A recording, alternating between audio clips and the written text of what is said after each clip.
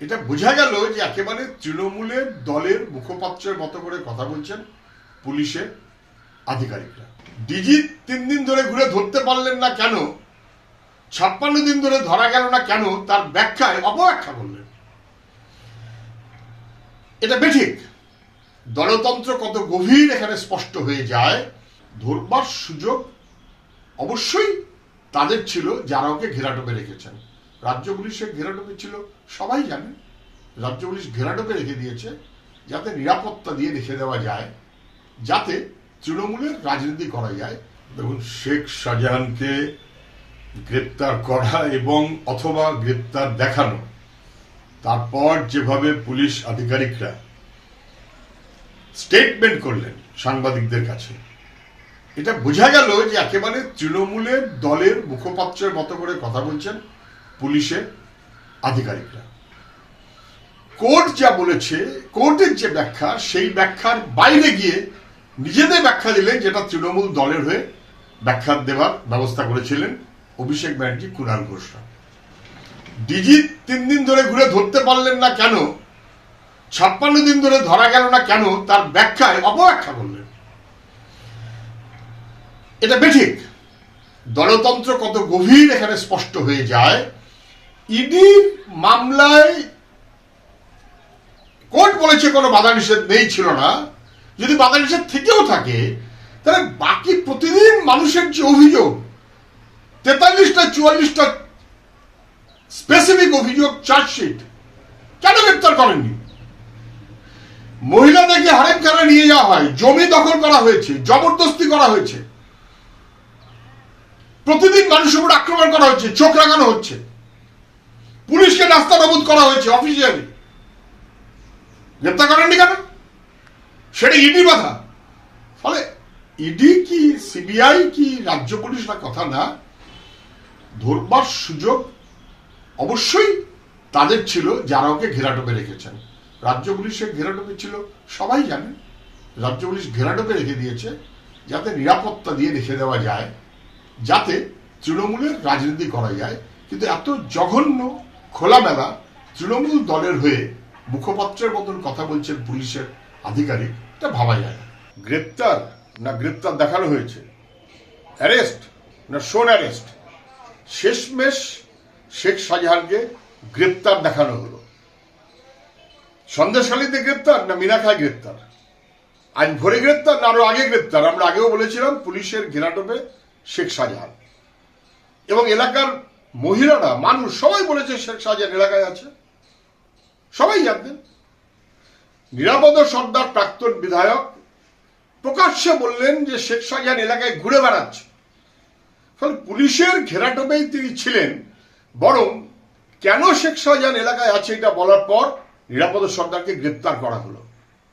মুখ্যমন্ত্রী ধামাচাপা দেওয়ার সব রকমের চেষ্টা করেছেন, শাহজাহানের পাশে দাঁড়িয়েছেন, চক্রান্ত বলেছেন, ওর বিরুদ্ধে অযথা বলা হচ্ছে বলেছেন, বিরোধীদের কাজ বলেছেন, মহিলাদেরকে বহিরাগত মহিলা বলে দাগিয়ে দিয়েছেন।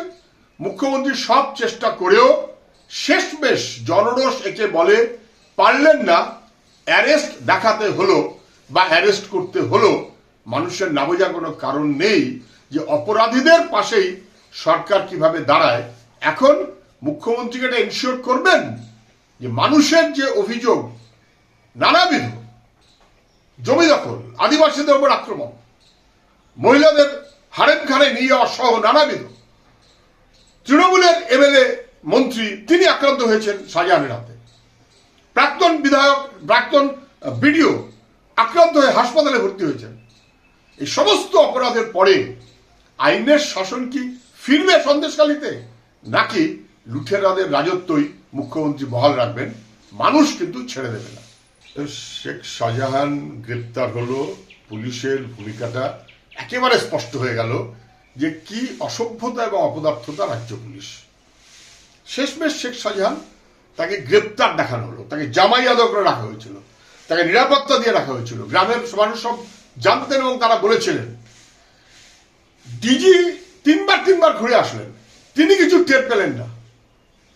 শেষমেশ যখন অভিষেক ব্যানার্জিরা বলতে বাধ্য হলেন যে আর উপায় নেই, তখন ডিজির কাজ দাঁড়ালো, পুলিশের কাজ দাঁড়ালো, যেমন সারদা চিটফান্ড মামলায় তথ্য লোপাট করা হয়েছিল, তথ্য লোপাট করার জন্য টাইম নেওয়া হলো, তথ্য লোপাট করা হলো। এবার শেষমেশ তৃণমূলের মুখপাত্র বলে দিলেন 7 দিনের মধ্যে গ্রেপ্তার হবে। বোঝা গেল ডিজির চাইতে বড় ডিজি তৃণমূলের নেতারা। ডিজি অযোগ্য, অপদার্থ, তার কথায় কিছু হয় না, তিনি গ্রেপ্তার করতে পারেন না। তৃণমূল বলে দেওয়ার পর গ্রেপ্তার। কার্যত পুলিশ ব্যাপ্র হয়ে গেল যে পুলিশ শাসকের দালালি করছে এবং পুলিশ অপরাধীদের পাশে দাঁড়িয়ে আছে। অপরাধীদের পাশে দাঁড়িয়ে প্রতিবাদীদের বিরুদ্ধে প্রত্যেক দিন চোখ রাঙাচ্ছে এবং তাদের গ্রেপ্তার করছে। পুলিশের কাজ ধরা পড়ে গেছে, তারা একদম অপরাধীদের পাশে। দেখুন, শেখ শাহজাহানকে গ্রেপ্তার করা এবং অথবা গ্রেপ্তার দেখানো, তারপর যেভাবে পুলিশ আধিকারিকরা স্টেটমেন্ট করলেন সাংবাদিকদের কাছে, এটা বোঝা গেল যে একেবারে তৃণমূলের দলের মুখপাত্রের মতো করে কথা বলছেন পুলিশের আধিকারিকরা। কোর্ট যা বলেছে, কোর্টের যে ব্যাখ্যা, সেই ব্যাখ্যার বাইরে গিয়ে নিজেদের ব্যাখ্যা দিলেন, যেটা তৃণমূল দলের হয়ে ব্যাখ্যা দেওয়ার ব্যবস্থা করেছিলেন অভিষেক ব্যানার্জি, কুণাল ঘোষরা। ডিজি 3 দিন ধরে ঘুরে ধরতে পারলেন না কেন, 56 দিন ধরে ধরা গেল না কেন, তার ব্যাখ্যায় অপব্যাখ্যা করলেন। এটা বেঠিক।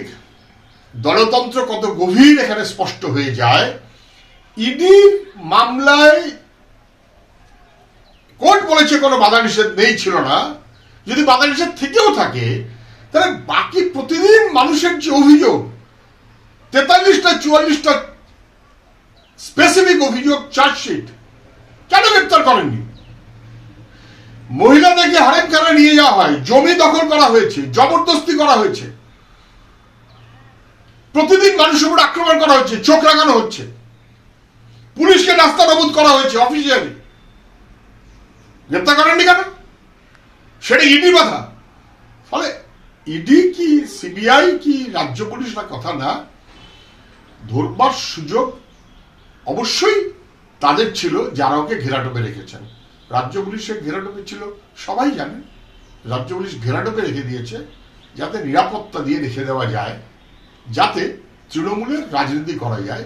কিন্তু এত জঘন্য খোলামেলা তৃণমূল দলের হয়ে মুখপাত্রের মতন কথা বলছেন পুলিশের আধিকারিক, এটা ভাবা যায় না। এবং এলাকার মহিলারা, মানুষ সবাই বলেছে শেখ শাহজাহান এলাকায় আছে, সবাই জানতেন। নিরাপদ সর্দার প্রাক্তন বিধায়ক প্রকাশ্যে বললেন যে শেখ শাহজাহান এলাকায় ঘুরে বেড়াচ্ছে।